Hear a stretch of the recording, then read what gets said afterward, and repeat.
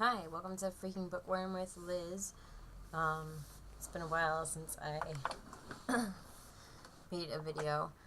Had a lot of stuff going on, but I have finally gotten my hands on issue 81 of The Walking Dead, and that's what I'm going to be talking about tonight.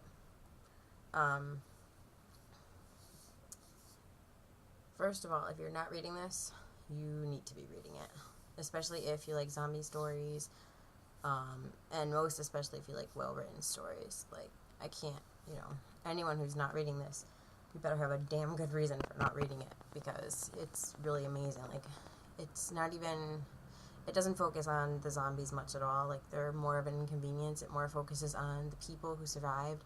So there's a lot of, it's like a combination of a love story and there's some like war thrown into it and a lot of different things. So, well, it's not entirely, don't get me wrong here, it's not entirely a love story and it's not entirely a war story. It's just those are some of the elements that are in there. You just have to read it. You'd have to read it to understand. It's an ongoing story of a group of survivors and how they survive and the different challenges that they face. And, you're seeing now in 81 how they're kind of living after the fact and the things that they're doing. The world has changed around them. There's no more TV.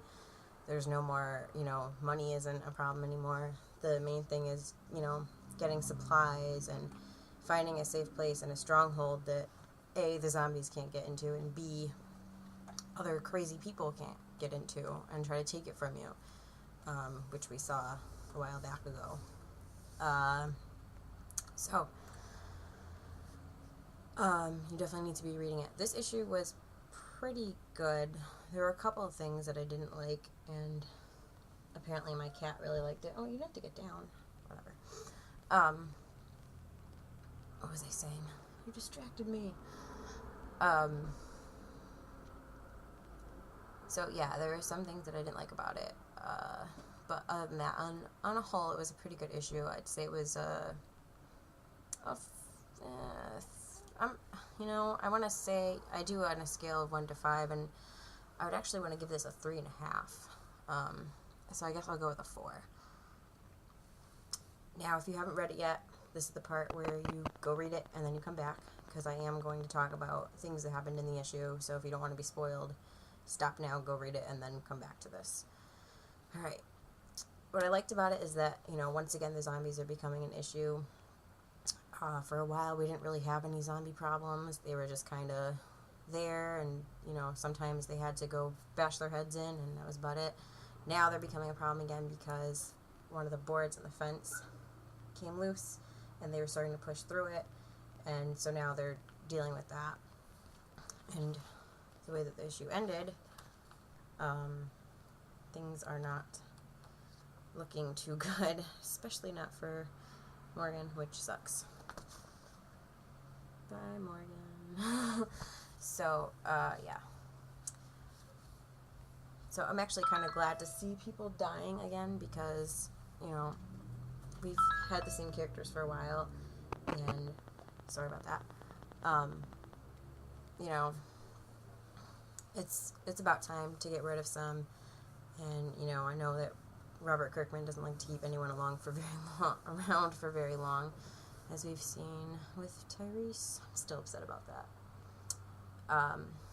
So that I liked. What I didn't like about it was this whole possibly more than a one-night stand thing with these two. And, I don't know. I mean, if he was going to hook up with anyone, I would rather see it kind of built up a little bit more. This just felt random. She's kind of a blank slate.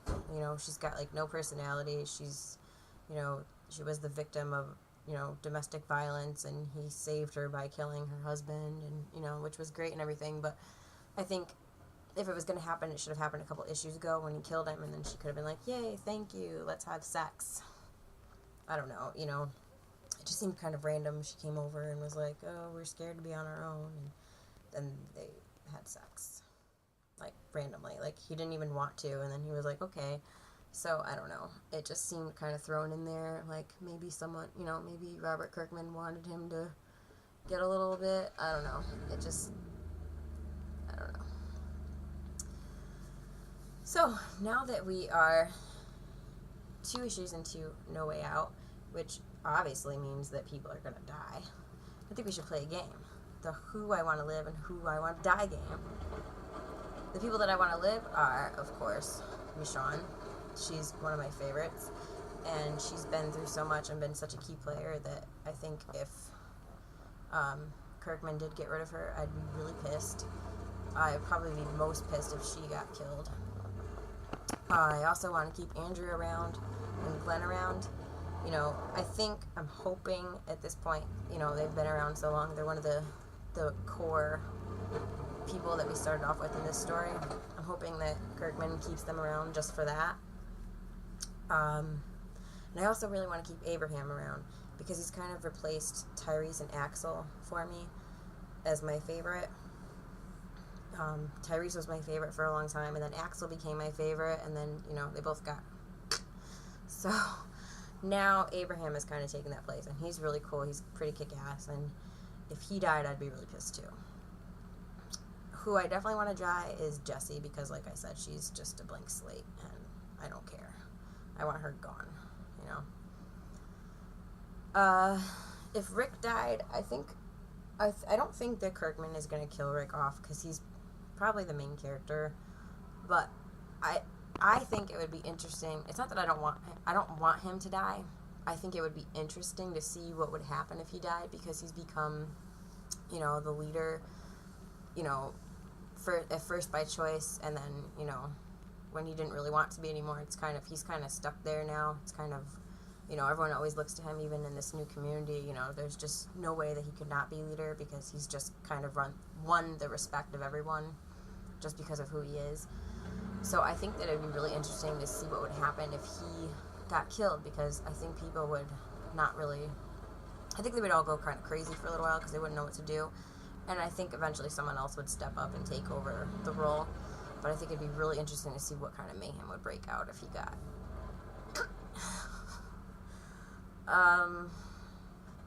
I liked the previous community leader, and I can't remember his name, and I really wish that they would throw in some kind of, page that just listed all the characters at least, because it's hard to remember their names. They don't really mention their names a lot,